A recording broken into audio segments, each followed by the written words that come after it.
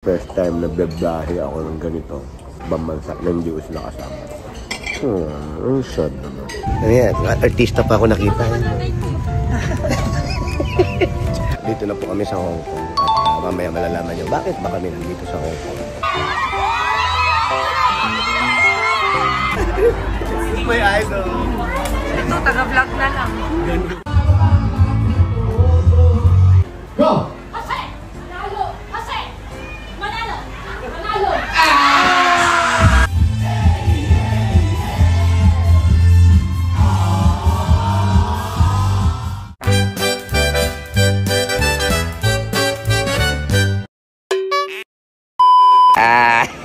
Good morning mga dabaykan. Pagising sa umaga, lagi ko naman sinasabi sa inyo, thanks God, it's another day. Nadilat natin yung mga mata natin and it's another blessing. Bakit ako nandito? Hintayin nyo, anong gagawin ko? Yeah. Eto, pipila na naman. Hindi ko alam bakit ako pila ng pila. Alam ko na, pila ng bigas to. Alam mo naman, ito nga, kasama ko yung pamilya ko. Ayan, mag-ina ko kasama ko. Hindi ka sa pupunta to. Saan ka ba pupunta, Karen? Pupunta kayo sa Hong Kong. Ha? Hong Kong? Saan ka pa pupunta? Sabi nila Cebu lang. Cebu lang ba? Ano ba yan? Iba tayo ng flight? Hindi ra, Cebu lang ang ako. Kung bang gagawin sa Hong Kong. Alam ko na, kakain ako ng pancit sa Hong Kong. Samahan niyo ako, ha? Naka-check-in na ako. Tapos nandito ako ngayon sa VIP lang. Libre mga pagkain dito. Hindi ako magbe-breakfast. Pero magbe-breakfast ako kasi sayang yung binayad. Hindi man ito ginagamit ko sa bahay. Ito kailangan naka-stage ka. Kailangan nakatinidor, kape, gano'n. Ha? Nalulungkot lang ako. Kasi hindi ko kasama yung family ko.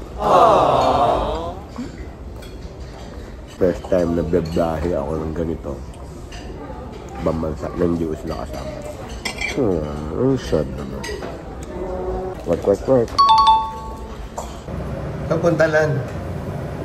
Mangyayari na. Pupunta. Masalan kayo sama na sa Hong Kong. Hong Kong, asawa ni... Andito na ako sa business club. Ganda pala ng business club. May sarili kang upo. Ano yun? Ganda. Tapos may sarili ka pang TV. Wow! Ang ganda. Ang ganda. Oo. Pwede ka matulog. Wala kang katabi, no? Wala kang siksikan. Sarap. Business class, yes. Pero ito masaya dito. Masaya kasi yung business class. Malangkot kasi hindi ko kasama yung family ko.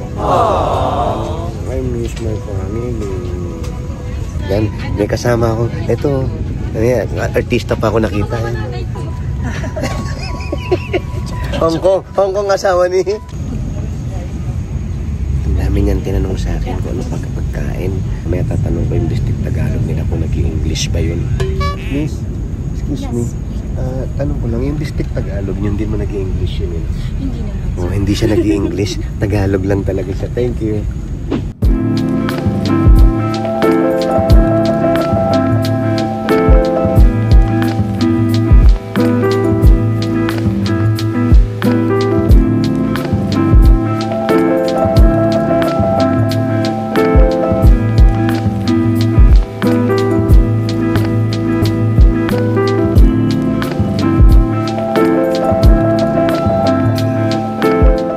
Bakit ganon?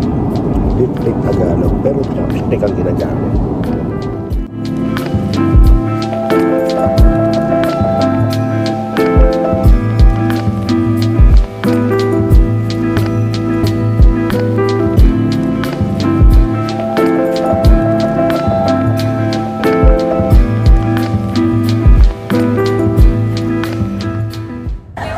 O dali, ginigiyan ka ba?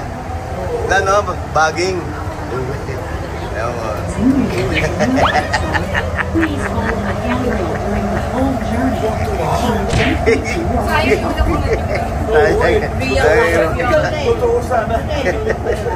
Ewan mo.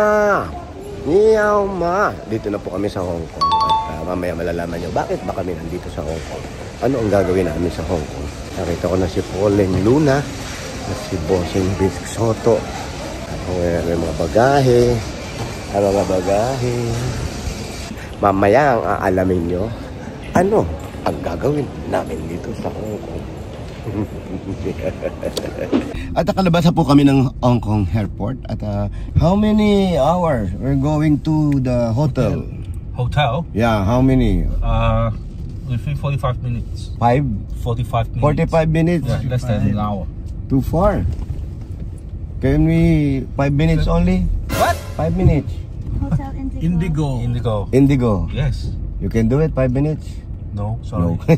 Take a helicopter. Helicopter. Very good. Magaling.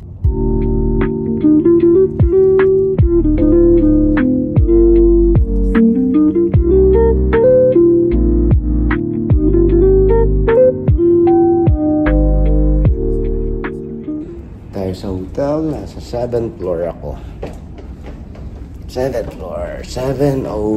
It's my room. Ayan, room. Maliit lang. Pang solo lang talaga. Yes. Let's go. We're going to the show. Magpapasaya tayo ng mga Pilipino dito sa Hong Kong. Samahan nyo kami. Let's watch that show. Okay, tama ba yun? Mali. Let's go.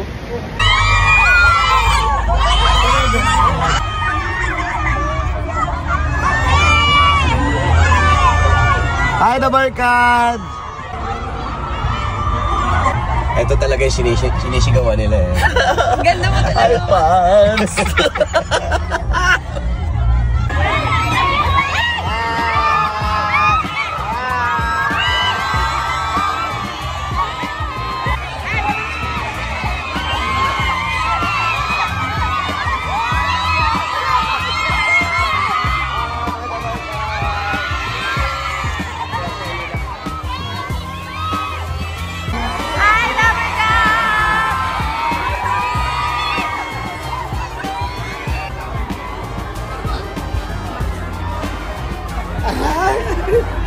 My idol.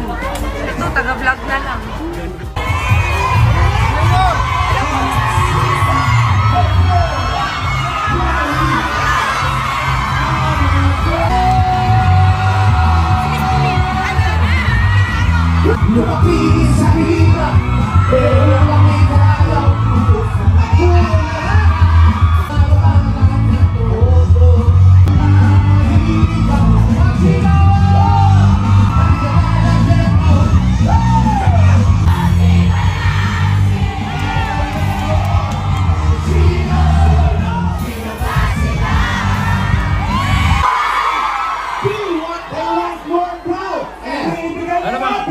Tatawagin niyo ba ako? Ano? Ang nag-iisang bossing, Rick Soto! Ang pag-ibig ko'y aking kailangan, ikaw ang aking mahal. Pangalan natin? DM. Direct message. Direct message. Kala ko delete message. Anong trabaho mo rito? DH! Yeah! Talagang proud. Sino na iwan? Taga saan ka sa Maynila o sa Pilipinas? Proud! Iloilo! Iloilo ang banwa ko. Ginahingag lang. Katahin mo.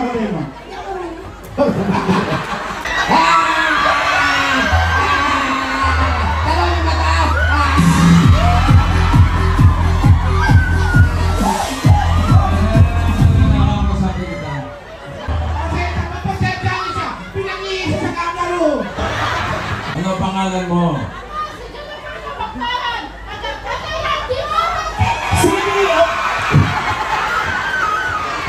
Umalis ka sa katawan niya!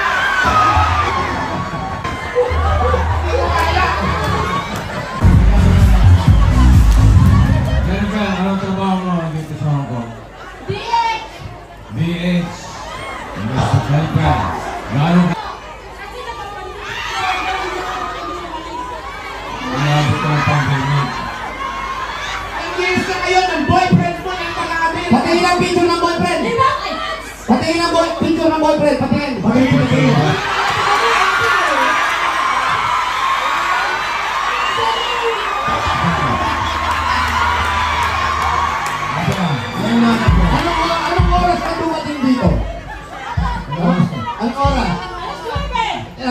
check mo sarili mo? Pero alam niya, boyfriend mo siya. Mahal ka. Mahal mo. Hindi ko alam. Wow! Ready, go! Jose! Nino! Jose! Nino! Ay, niyo, walang mga lahat. Ay, kami yung mga pag-ibig. Regalo galing ng Bravo.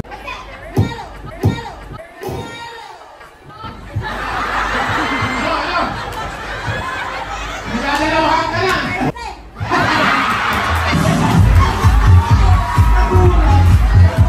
Okay.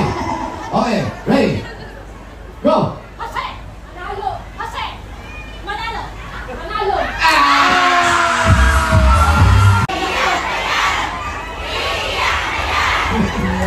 Nag-iiyak talaga siya kasi nag-iipon siya. Jennifer, isang tanong na lang. Gano'ng kahirap ang buhay dito sa Hong Kong, lalo na katulad mo, malayo sa iyong anak, malayo sa iyong mama, sa mga kamag-anak mo sa Pilipinas, 8 taon ka na dito, gano'ng kahirap mo? Sobrang grabe na talaga. Kung kailangan mo sila, wala sila. Tapos kung may sakit sila, masakit ka, wala din. Kahit anong problema, wala kang masusunod kasi mga kaibigan mo hindi mo alam. Tutulong ba sila sa iyo? Kaya please mo, kayo po. O, sige, huwag ka lang umiyak.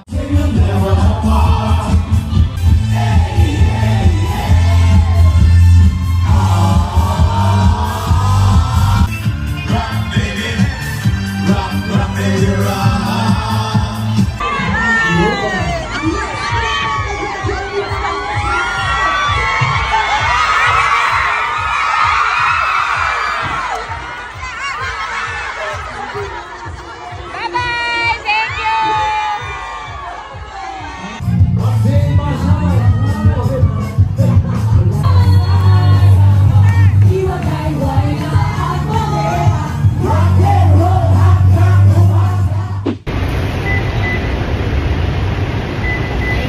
Thank you! Thank you. Sir, thank you, sir. Oh, ingat kayo rito. Sige sir, salamat. Ingat.